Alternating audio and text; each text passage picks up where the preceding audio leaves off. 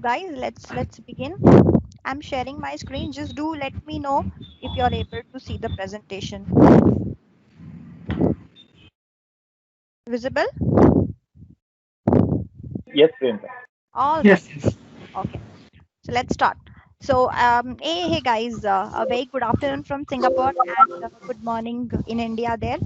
So today we'll talk about a BERT for text classification. So it's going to be a conversation about natural language processing, and given that natural language processing could be a very mundane subject, so I just don't want to drone on endlessly about all the text concepts, because unlike say computer vision or other very demonstrative AI where you can get to see a lot of face recognition things or image classification things, NLP is mostly text data, right? So I just don't want to go on and on about all the theoretical concepts. So we'll keep this interactive. We'll have a lot of demos going on about how auto text generation is helping industry to innovate and stuff like that. All right, and I'll also be time and again needing inputs from you. Like let's say we are trying a question and answer bot. So let's say I paste an ad hoc paragraph, then I would want you guys to participate regarding the types of questions we can pose to the bot and see the magic of text auto text generation take place. So without further ado, let's begin. Okay, so this is quickly about me. I work extensively in the field of data science. I work in NLP, so text generation. So much of the examples which we will be seeing today would be real life business problems which we are facing and trying to engineer solutions around them. Okay, so I recently became the MVP for AI, and you can always connect with me on my Twitter handle, which is at FuzzyMind1. All right, let's begin. So this would be the roughly the flow for our sessions today. Before we directly jump into BERT, we will see what necessitated the advent of BERT. Okay, why it was, why it was brought out in the first place. So we'll see a bit of ancestry for NLP. We will look at the BERT fundamentals. We'll look at the applications, and demos will be, they will be scattered throughout the session today. So yeah. Uh, Now when we talk of natural language processing, right, so the first thing which comes to mind is why do we need text generation? So when we talk of natural language processing bots, right, bots or algorithms, ML algorithms, the first intuitive question is auto text generation. That is something which I don't want to do, but specific to the task at hand, my machine, my algorithm should be able to generate it for me. Why do we need it? Sentence completion, so all of us know, right, right from WhatsApp to LinkedIn to our Gmail replies, as soon as we start typing. So someone sent me an attachment or a meeting request, as soon as I start typing hi, I would like to join or something like that, it prompts you with sentence completion. Pretty annoying, so yeah, it can be pretty annoying. So I don't bat for AI all the time, right? So yeah, that is one case in point. Sentence completion. Image caption generator, right? So we'll see a beautiful demo of something called as pics to story. Okay, so it's seeing pictures and generating auto captions for them, right? Then automate mundane responses like out of office replies or those kind of stuff, or even when you're on the flight booking sites or credit card cancellation sites, so automated responses like hi, we received your message and we would get back to you soon, right?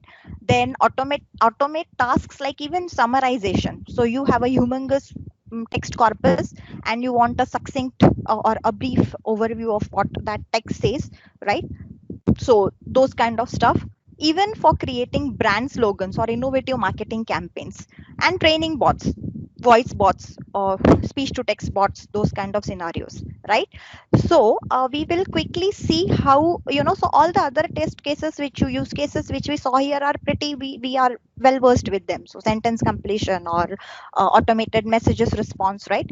So how can a machine learning algorithm seemingly generate a brand slogan, and how it can be used to captivate the imagination of a young audience or a young diaspora? All right, so let's look at Toyota's AI ad campaign. So IBM Watson, it was spread over 1,000 different activities. Okay, so it is a combination of outdoor and indoor activities, so such as biking, dancing, cooking, okay, kayaking, skydiving, right? And then the algorithm was asked to pair two different activities. So normally, and activities like, which don't usually go hand in hand. For example, swimming and a barbecue might be, might make sense together, right? But say swimming and skydiving, they are relatively, miles apart. We don't usually pair those two activities together. But what the algorithm was taught to do was to combine two diverse activities and come up with the third activity and name it innovatively also. All right. And then, that kind of this kind of ad pitching, it gets you hooked to something new, to kind of, propels you to give a second look to that ad, and that is how they generate a buzz around their brand. So this Toyota campaign was for RAV4 or RAV4. Okay. And let's see how, innovatively they captured the imagination of a wide audience, a wide young audience, wide active audience. All right. Sorry. Yep.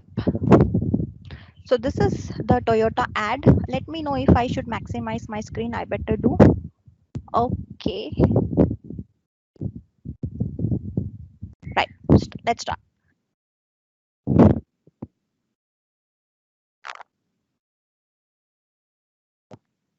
So the activities they are taking here is marathon. Okay. Analyzing marathon. AI processing habits.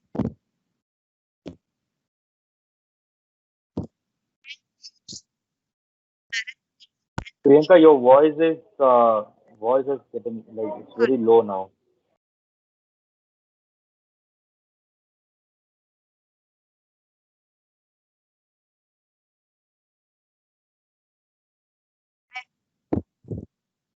Hi guys. Because, I'm speaking whilst the audio is playing. That's why my voice sounds a bit muffled. So what I'll do is No, I'll. but the audio we are not able to hear the audio also. I think you need to check that computer audio. All right. Anyways, but you are able to see the video, right? Yes, yes, yes. Okay, so doesn't matter. The audio doesn't matter. So I won't speak. I'm just, taking it a bit back, and let's see what it is trying to do. Audio is not important as long as you can see the video. I want to, I want you to get the context of that. Okay.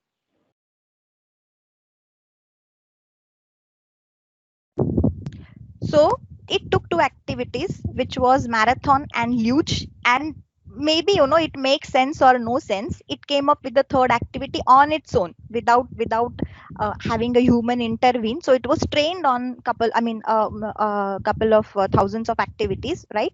And then finally it came up with the third one, which is like win, luge, or draw. Draw pictures of movie scenes for team members to guess before the other team completes a 26-mile icy luge course. So it combined marathon and luge and came up with an activity for us to do. The activity, if you see the context, like it makes sense. I mean, it's not just, it's not asking you to jump in a volcano or something like that. So it makes sense. Albeit, it is impractical. So you're not going to do that 26-mile icy luge course. But nevertheless, my point is how it understood the context of the activities which were fed to it. And then it came up with something new. This is what continuously NLP algorithms are trying to do. All right. So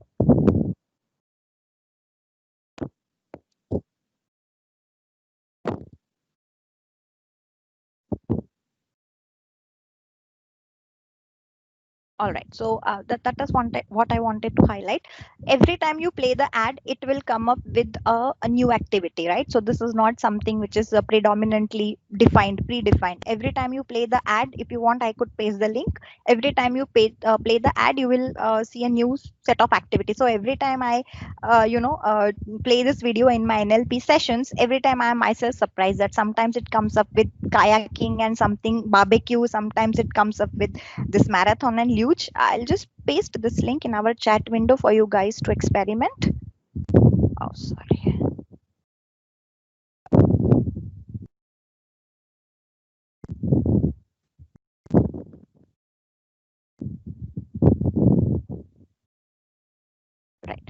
Going back to the presentation. Okay, so that is what so that is what all NLP is all about. Training your algorithm on a huge corpus, and then trying to predict next sentences, trying to understand the context and stuff. Okay, how does auto text generation or interpretation work? So I have a lot of text data with me. Now I want my machine to understand the data. First of all, ingest the data, understand the data. Okay, and then finally be able to kind of make decisions based on the data. So the first step for any sort of machine learning technique or machine learning solution is to have loads of data. The data should be diverse, otherwise one particular category should not be overrepresented, underrepresented, those kind of stuff. Otherwise you can get very skewed results. So you take loads of data, then you have diversity in the data. You clean and label the data, like few stuff you don't need, or there are certain values which you can overlook, dimensions that can be reduced, those sort of things. Then you upload the data, ingest the data, and then you train. So the cycle is quite huge. For the algorithm which we are going to discuss today, so text classification using BERT, even the pre-trained BERT, right? If I'm using it, took me around 16 hours on a deep learning VM, Azure VM, to actually get some meaningful results. And if you look at the BERT itself, it runs on tons of data, and it takes 4 days to actually train, even with set of huge and powerful GPUs. All right, so just imagine the amount of time for attaining that particular stuff, kind of accuracy. So you're going to train your bot or your algorithm on across various cycles, right? With training, it is also implicit that you will try to optimize it. So there will be hyperparameters, there will be fine tuning, right? And finally you test it. Again you evaluate, I mean, you test your algorithm on a set of data which it has not hitherto seen, right? So it's different from your training data. You evaluate the accuracy, and then finally you can retrain it based on the type of accuracy you want to achieve. And finally you can sort of conclude it. So this is called a supervised learning, which is I'm supervising my results, right? I'm refining the algorithm, I'm supervising my results. So this is supervised learning, what we call as supervised learning. This is how it is going to work, right? But the problem with supervised learning is how much data is enough data. So every time I lose my accuracy, or every time something new comes up, are you going to keep on training that data again and again and again? And sometimes it is overtrained.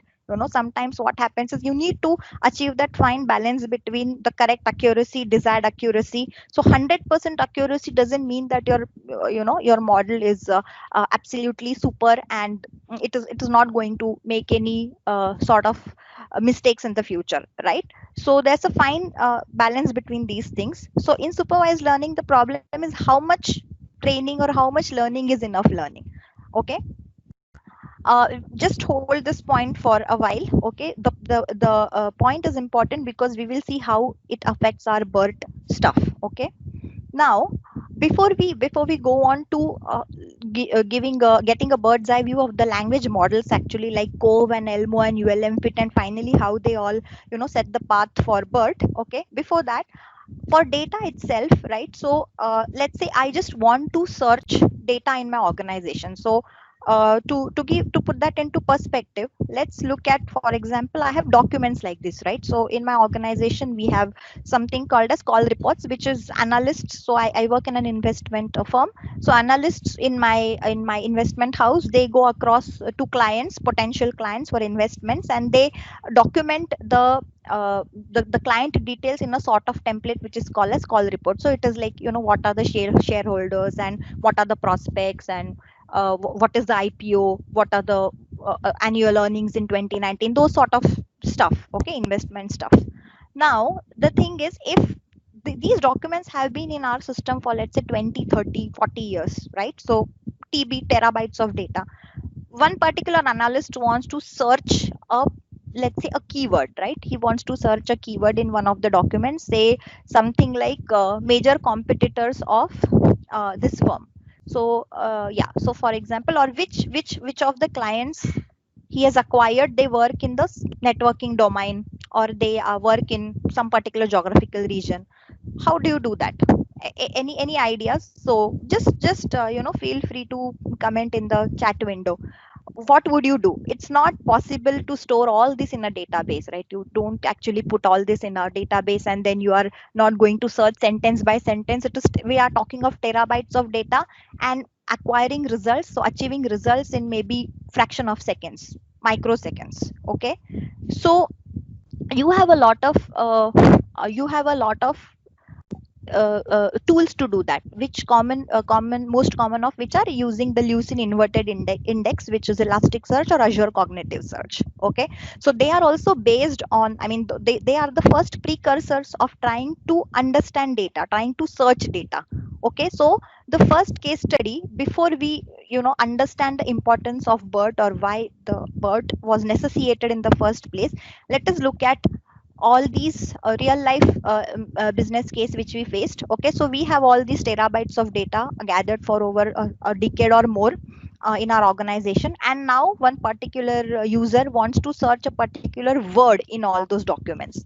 So how we do it is, we have indexed that in we have indexed our all these documents in Azure Cognitive Search. Okay, so it's an inverted indexing. So in dictionary, like how you never, I mean, if you want to look at a word like Zephyr, for example, so you are not going from A to Z, right? You look at Z, then you look at ZE. So that kind of inverted indexing we do. So we have ingested all these documents in a base 64 format into Azure Cognitive Search.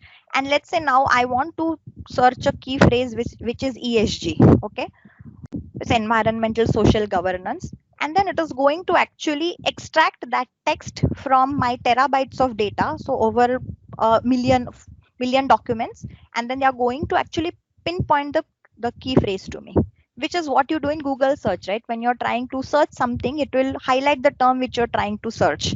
So this is what it is achieved by inverted indexing. So far so good. It can also take care of fuzzy search. Fuzzy search meaning I'm trying to mistype something. So I wanted to search for electric, but instead I mistyped it, and oh come on, I wanted to say electric, but it is still pointing me. See, right? It is still pointing me to words which are like electric. Even though albeit I ignore the suggestions and I go okay, and then it will give me it will still prompt me good results, electric and stuff like that. This part is still okay. Now the next question which came up was, what if I wanted to search for related terms? So if I search for driverless cars, will it also prompt me for robotic cars, which will also prompt me for a Tesla? Okay, or if I'm searching for lithium, will also point me to semiconductor industry or ionic batteries, that kind of stuff. So now, from going from just word search, we are going towards word semantics or context, word context, right? So for word context, there were a couple of neural network based models, which was Word2Vec and Bag of Words. Okay, so to understand, to put Word2Vec into perspective, I'll again go back. Yeah, to put Word2Vec into perspective, so what we saw in our case was we were able to search words or phrases, right? So even if you have a phrase like this here, let's say oil prices,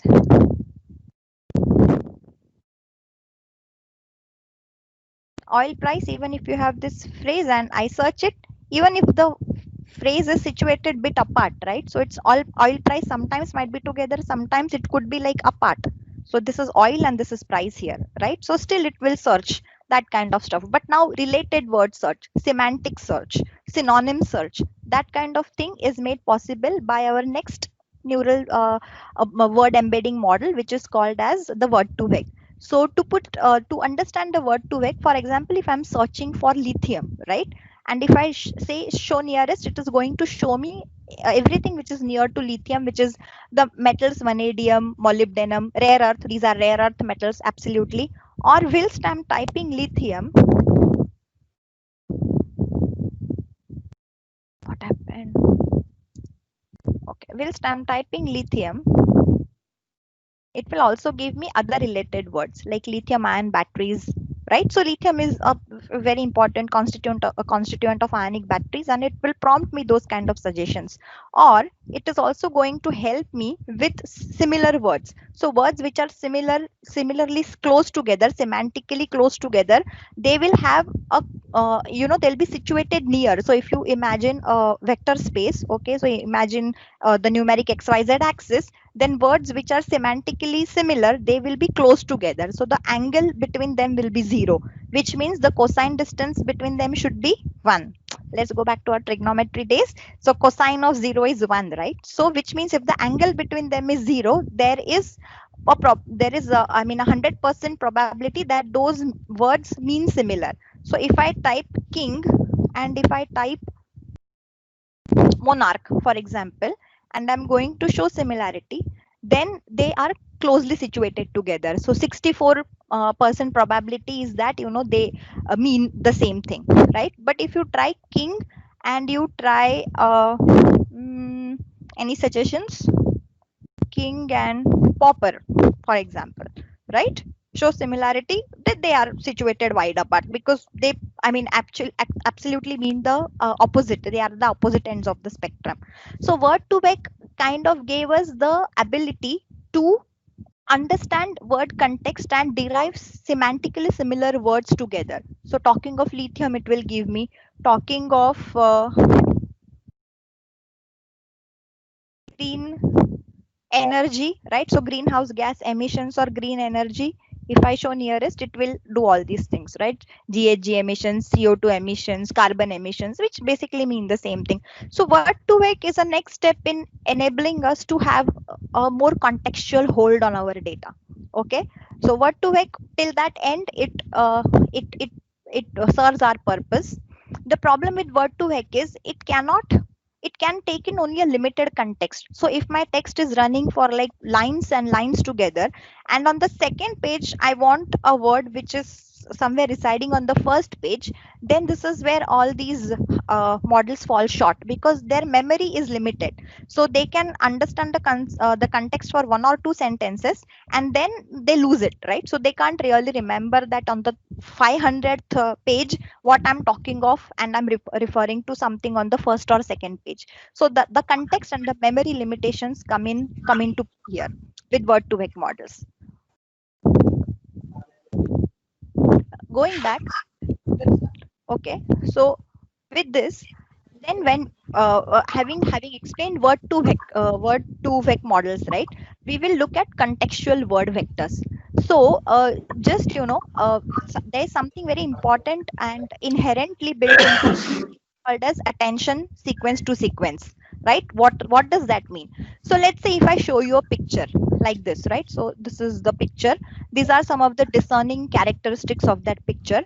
And then finally, I in the third the predict, so this is a training set, for example, and in the prediction set I give you just this shawl and probably a sweater and the tie here. Would you means would the machine be able to predict like this was a part of the dog You are picture? not audible, Priyanka.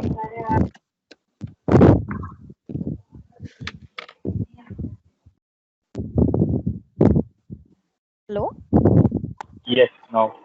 it's okay now. Yes, yes, Oh, yes. all right, okay, let's go back. Okay, so when this kind of scenario is presented, will the machine learning algorithm understand that this kind of setting belongs to a picture of a dog, right? This brings us to sequence modeling. So which means human attention allows us to focus on a certain region with high resolution. So given a small patch of image, so when I see the dog picture, immediately what would I would discern is the dog ears, the nose, okay, which are not human features, I mean, which are the discerning features of dog and human beings. So if I gave only a small patch of image with the sweater and the blanket at the bottom, that would not help me to understand that, to classify it as a dog picture, right? Similarly, if you're talking of sentences, so I'm saying she's eating a green apple.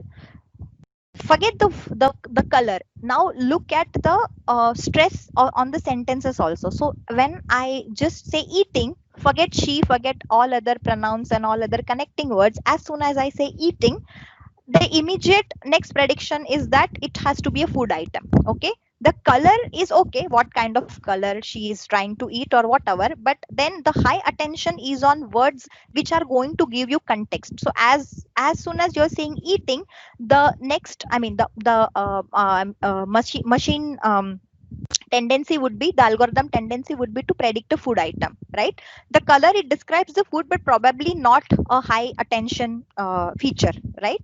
So attention in deep learning can be broadly interpreted as a vector of importance weights. So while we are training our algorithms, it has to be trained on the attention vectors. Okay, so there are vectors assigned, I mean associated with important or high attention words. So eating and then food activity, so that is a high attention vector.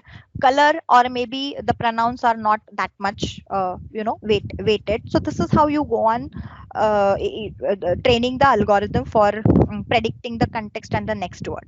Okay, so when we are doing this, she is eating a green apple, and then you are going to encode it. Okay, encode and decode it. So what happens is, when this kind of encoding decoding happens, you are doing this for translation. So let's say I'm speaking and someone wants it to convert to Japanese. So after the Cove model, which is this attention to sequence model, we have this neural machine translation. So whatever you are saying, it is being encoded and decoded into a target language. Okay, so the problem with all these initial natural language processing models, language models, was that they were always unidirectional. So they took into account only one single direction, and took into account limited contexts and limited memory. Okay, now before we move on to uh, going to, sorry, yeah, before we go on actually trying to discuss about BERT and the necessity for BERT, I would like to, because we discussed about pictures, right, I would like to show you about how we go on translating image bots, right? So pics to story, which means you take a picture, right? Because we talked about sequencing model, attention to sequence attention model. So this brings us to pics to story, right? Which means you select a picture, and depending on the attention details that it sees, the bot, so this is a machine learning algorithm, AI algorithm, which will generate a relevant story about it, a few lines, just about a couple of lines or a paragraph about it. So let us choose a picture of a motorbike, right? And then there are various themes which are associated. It could be an AI theme, it could be an adventure theme, it could be a sci-fi theme, right? And then let us look at a sci-fi version of the narration. So a motorcycle is there. It knows that this is a motorcycle, so this is a high attention sequence in this model. A motorcycle appeared above them, a large set of steps down from the side of the blah blah blah. Okay, so just look at that attention sequence. We browse gallery, we choose something else, it will give attention to other details. So let's say here, so it for me my attention would be the skyline. Okay, the skyscrapers, the lake here, and again, so landmarks are identified. So this is vision AI. Landmarks are identified and it is tagged as Morocco, and certain facts about Morocco. Okay, so depending on the sequence details for which the uh, algorithm is trained for, it will generate the text as per that. All right, okay, moving on. So that was the limitations of Cove, where the pre-training was bounded by available data sets. And as I said, that supervised learning is only, you can do so much, right? So all this was supervised learning. So it was supervised pre-training, and then downstream tasks were there. So there was a limitation to the success which it achieved. And that all this context brings us for the need for BERT. Okay, so the biggest challenges, as we said, we kept on saying in NLP, was the lack of enough training data. So there is enormous amount of data available, but then how to harness that data potential? Okay, and then we when we do this, we end up with only a few thousand or a few hundred human labeled training examples. So you have Wikipedia examples for that matter, you Wikipedia data set which we normally harness for sentiment analysis. There is the iris data set which you do for classification, image classification. So there are very limited data sets available which are clean, which are diverse, which are properly labeled, right? So now to bridge this gap between the amount of data which is available to us and the amount of data which we are actually labeling, sampling, and cleaning correctly for training purposes, to bridge this gap, this BERT team, they have come up with this model which will bidirectionally train it. Okay, and then it is unsupervised, right? So you're not actually supervising or correcting it, so you're letting it understand the context. So if I tell you a sentence and I read it forwards and backwards, I let the model, so not I, the BERT team, they let the model understand the sentence forward and backward also. Okay, and randomly they try to test it for prediction against the next word which is possible in that sentence. Okay, and even for BERT, the initial corpora which is there, it is humongous. I mean, you can't even imagine the amount of data which they have used for training BERT. Okay, and BERT can be used for very specific tasks. Okay, so we can use it for question answering, we can use it for sentiment analysis, we can use it for classification. All right, and the most important aspect why we in NLP and text generation field we prefer BERT is because while training your task specific algorithm, you don't have to actually start from scratch. I can use a BERT pre-trained model. So I have shared the Python notebooks in my code. I have pointed to the relevant links there, and you can find that absolutely that you can download a pre-trained version of BERT, and then you can fine tune it as per the tasks which you are trying to solve the problem for. Okay, the core idea behind BERT is that, okay, so when what like I said, so what is the problem that we are trying to solve? Okay, it could be like a sentence completion, it could be like fill in the blank, it could be like question answer. Okay, so now when I say the woman went to the store and bought a dash of shoes, it could be a bag of shoes, a box of shoes, a pair of shoes, a cart of shoes. So normal the sentence completion algorithms would have a pair 80% of the time, right? So in the pre-BERT world, so we are talking of Cohen, attention sequence, and word to vec, the language model would have only looked at left to right or right to left either, or left to right once and right to left later, but not both at the same time, right? So one directional approach, it works good for generating sentences and paragraphs. Okay, but then as I said, the memory is limited, and the context, if you it flows over to a lot of other pages in the future, then your precision is limited, your accuracy is limited. Okay, someone unmuted their mic.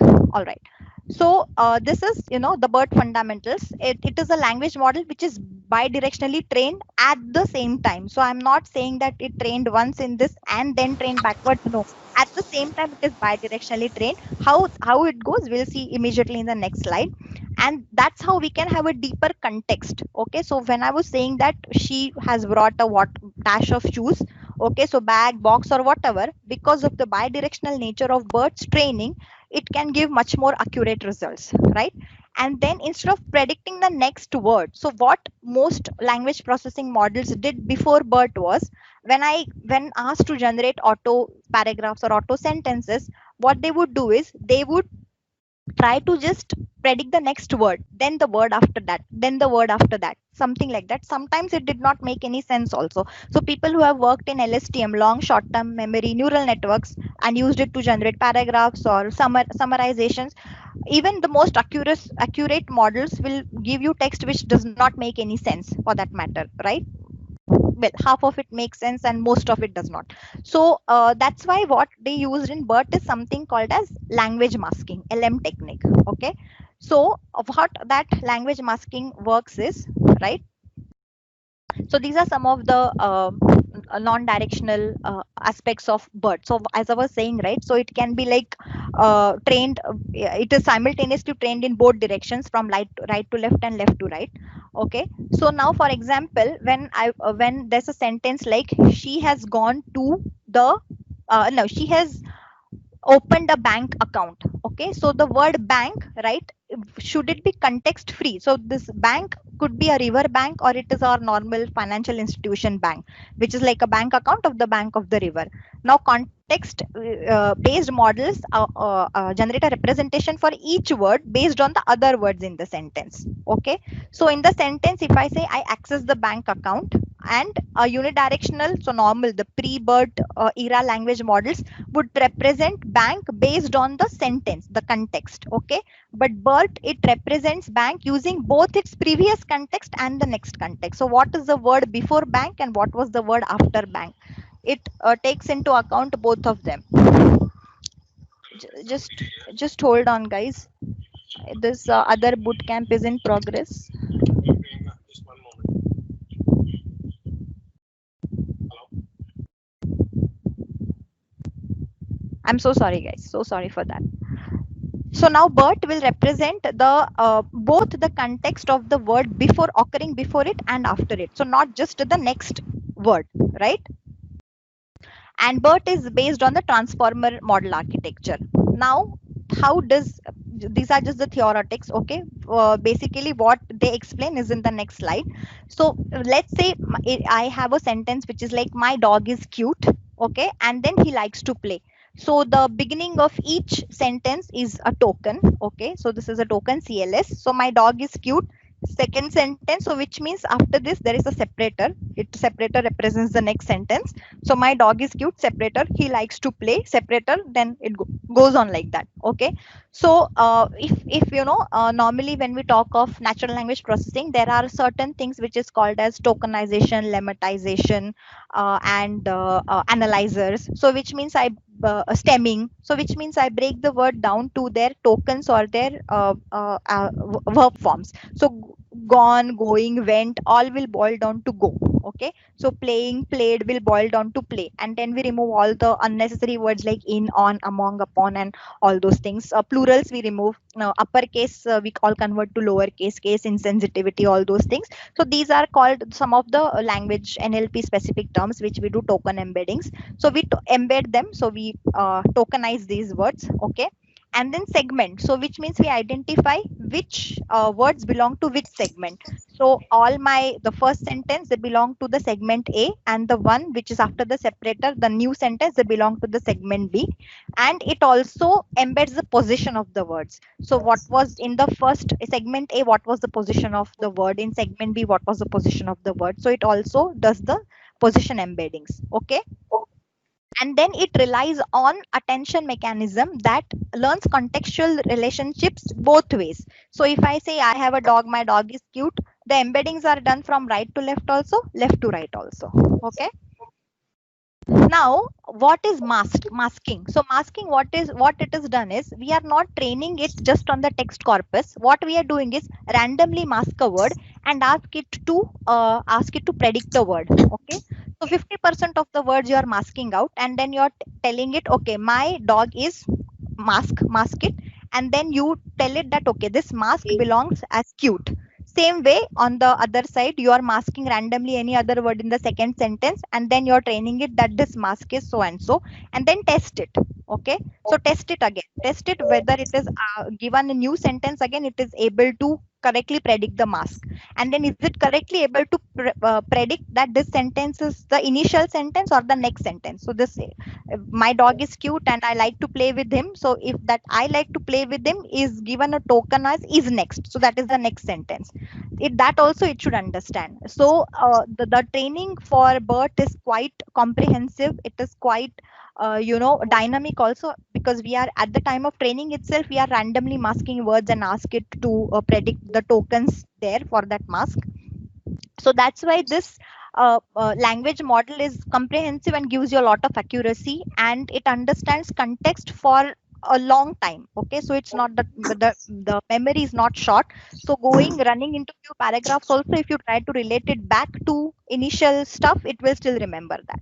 Okay, so before we go on to NSP and all, I want you to see the actual implications of BERT, the real life implications of BERT. So we saw pics to story, right? Let us go to BERT here.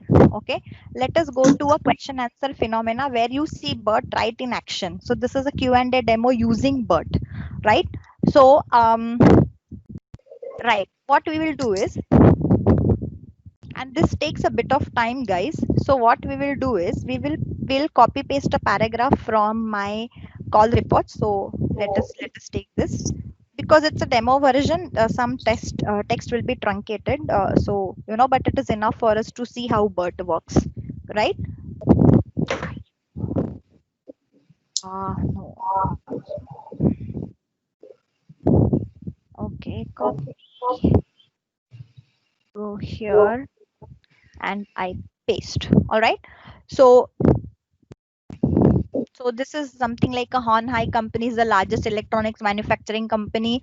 It has developed business models. It has some competitors. Okay, so just look at that. Okay, then it has accounts for 32% of share. Major competitors are there. Complex cross holding. It has 800,000 employees, and Terry Guo is the major shareholder, and Yong Liu is the GM. Okay, so just summarizing for you. Now tell me, what question should I ask? Just that take the important stuff. You saw that major shareholder, you saw the GM, you saw something. Just tell me this for the BERT. Now to see the BERT in action, what questions we should ask. Start typing in the window. I'll take the question which is immediately presented to me right now. I give you a minute. Just type your questions. If you want to see the text is here. So it's about a Hon Hai group, which asks you for number of employees. It gives you the shareholding structure and stuff like that. Do I have something? Okay, how many employees? Aparna has asked me to ask how many employees.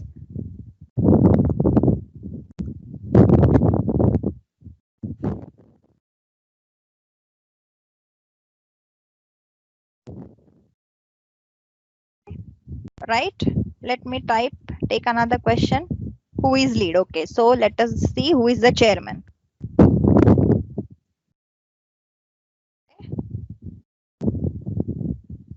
Third question. Company names, meaning what? Okay, I don't know whether BERT will be able to understand that. Let us type.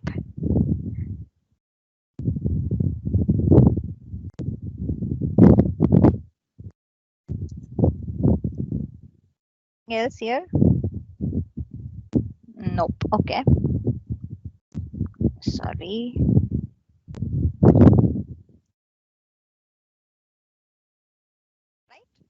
Okay, so let us submit. It will take around 45 seconds. Okay, so this one usually takes around 45 seconds. So let's not wait for our 45 seconds to get over, right? So what we will do is we will continue with the BERT, right? So what BERT does is, apart from doing this Q&A and sentiment analysis also, it also predicts the next sentence. Okay, so if I say my dog is cute, and I have trained it on a corpora of text corpus of like hundreds of thousands of data, then it will give me the next sentence most of the times correctly, or at least it will give me a meaningful sentence. So if I have a paragraph like I have a dog who's very I have a dog who's very cute, I like playing with him, he is so many years of age and blah blah blah, and then if I give a sentence that I have a dog, at least it would give me that he is 10 years of age. So it won't give me a sentence which is prior to this sentence. So next sentence prediction is also pretty accurate because of the bidirectional nature of the way in which it is trained. All right, so this is how the masking works, right? So input was, the man went to the, this one is masked, store. He brought a gallon mask milk, right? So, and also you have labels. So labels is whether this sentence is next or not next. So now you have trained it on this one, and now you give it an input, the man something masked to the store, and penguins are flightless birds. So this is not the immediate successor of the sentence. So this is how also like is next, not next. This is how also it is trained. Okay. So it is trained with both masked and next sentence prediction together. This is to minimize the combined loss function of two strategies. So together is always better. So this is not only again, not only on masks, it is also trained to predict if the second sentence it came before the first one or after the first one. So logically, are they predecessors or successors or subsequent or consequent? That sort of a thing. All right. Let us check if our results are ready. Meanwhile, yeah, they are. How many employees? 800,000. Right. There were 800,000 employees. Who is chairman? Is elected as the new chairman, Yong Liu. What does the company name mean? Right. So that was the question, but I don't know whether it gave a correct reply. It interpreted it as what is the company name. So it gave the company name and it gave me that is the largest electronic manufacturing service, which is EMS. Right. And this is what we need, right? I mean, it understood the context. So even if this question was worded differently, it did not absolutely mean that what is the name of the company what we are talking of. It still understood the question and did its best to give me an answer which was meaningful in the context. All right. So this is how it goes. And BERT architecture is like, as I was saying, complex. It was the base layer is 12 layer, 276 hidden nodes, 12 attention heads, and has been tuned with over 110 million parameters. Okay. So this is how the question answer works. Okay, for text classification also, actually this is the Python notebook which I have inserted here, the link to the Python notebook. Okay, so here what we are going to do is we are going to use a pre-trained model of BERT. We are not going to start building from scratch. So I'm not going to start, if I want to classify service tickets, I'm not going to start collecting data from scratch and then trying to train my model on that. So I'm going to try to download a pre-trained version of BERT and then tune it to my the task at hand, to my problem at hand. So when we are trying to use it for text classification, we involve transfer learning. So Azure ML, how it has tuned itself to BERT is like it is using the pre-trained version and then it is using transfer learning. So whatever the pre-trained model it has learned, that we are transferring that learnings, okay, for our task at hand. Now the BERT model was pre-trained with a combined text corpus of 3.3 billion words, right? That took about 4 days to complete on a 16 TPU machine. So this is not even GPU, it is a TPU, tensor processing unit, right?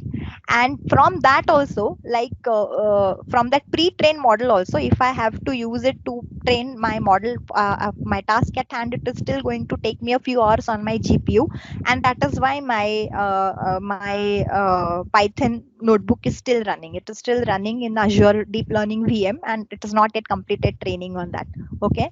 So the process which we are using for text classification would be, we will choose a pre-trained BERT model, okay, either a 12 layer or whatever was that, okay, and then we'll modify the pre-trained model to fit our specific task. So is it binary classification, is it text classification, and then we also, of course, we have to prepare the training data according to our specific task. But I don't have to teach it language understanding. I just need to gather the data which I want for classification, and then we'll be fine tuning the pre-trained model. So there are hyperparameters and there are ReLU units and all those things, right? So the Python notebook which I'm following, the tutorial for the Python notebook which I'm following is this one. Okay, so this is the Python notebook which which I'm running on the DPM. So which is downloading the pre-trained BERT version. Okay, and then it is using the customer complaint database. So complaints could be in categories, and now I have to categorize those complaints, whether they are for credit card disruption, whether they are for mortgage, or whether they are for hardware software faults or those kind of stuff. All right. So this is the database which I'm using for that. And the instructions are provided. So this is an open source version of BERT which has been published by Microsoft. So automated machine learning, and this has been published by Microsoft GitHub. And this is how I'm using my text classification algorithm. Okay, so if you see that, so these are the categories which we will be dealing with, which these are the categories in which I'll be uh, trying to categorize my one of my complaints. So these are the major categories. And when I was talking of tokenization and embedding and lemmatization and stuff, right? So let's see if this is the entire complaint. Okay, so this is the entire text of the complaint. From this entire text of the complaint, the BERT, the pre-trained model of the BERT, and of course, it understands this language. It after that, it does sort of removing the unnecessary words, or there are certain words which are, like, not very meaningful to the context what we are discussing. So removing those kind of unnecessary things, we have to perform light text processing, see, by removing punctuation, masked information, extra spaces. Okay, all those kind of things. So cleaning the data basically, right? And then in after going through all that cleansing process. Okay, so after going through that cleansing process, then it has to identify keywords. So what it is talking of, so it is talking of lot of things, that I had a company and I had a breakdown, and then I paid, and finally did not work, and finally, so is it talking of him being, his truck problem relapsing after the fix was done, or is he trying to complain about that I already paid for something with my credit card and now it is, not working, so I want a refund on my credit card? So is it a credit card related complaint, or is it a customer complaint related to services being provided? So this is the task for BERT, how to classify it.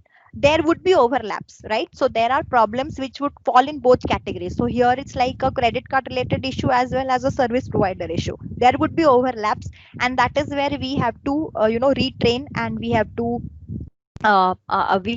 fine tune our model, okay, for the accuracy which we want to use it. So the links and everything is embedded in the PPT, and I'm sure, like, whenever the organizers are going to share it with you, you will find all the relevant information. You will find all the relevant data sets which we are using for training. Okay, and yeah, so that's it. So that concludes our usage of BERT and what necessitated BERT. And there's a very good notebook here, right? So it's only 3-4 lines of code using TensorFlow. So Hugging Face library, if you use for BERT, it's a bit because I'm using Hugging Face right now, and I find the training is a bit uh, rigorous and time consuming. But there are options using TensorFlow. So I was not able to, unfortunately, download the TensorFlow library somehow on my laptop for reasons unknown, maybe because it's blocked or whatever. But there's a very fantastic code on Git with very minimal lines, like 3-4 lines, and this notebook link I have shared, and that is for classification of movie reviews. So the Azure classification task which currently I am training my notebook on is for classifying service tickets, but this is for movie rating, sentiment analysis, positive, negative, right? And it's very, 3-4 lines of code. If you can get it working in Google Colab, you can go ahead and try it. All right. So yeah, so that brings us to the end. Any questions, I'll be happy to take them.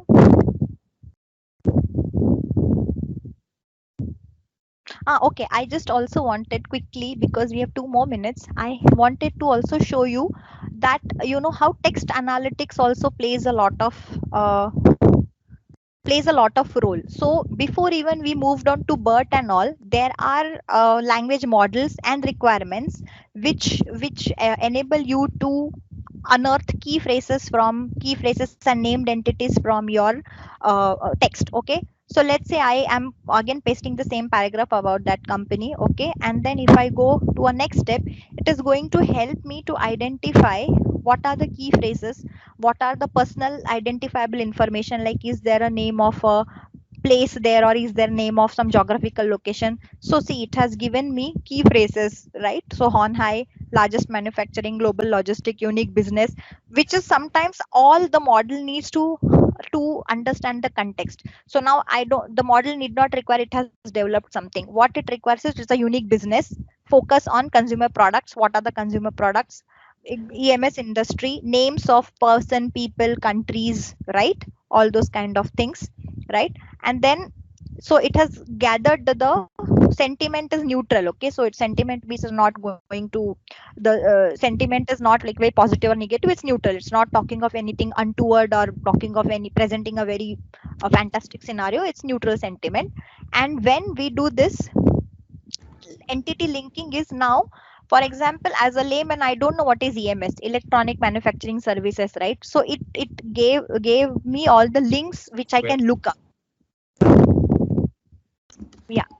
Yes. Hello.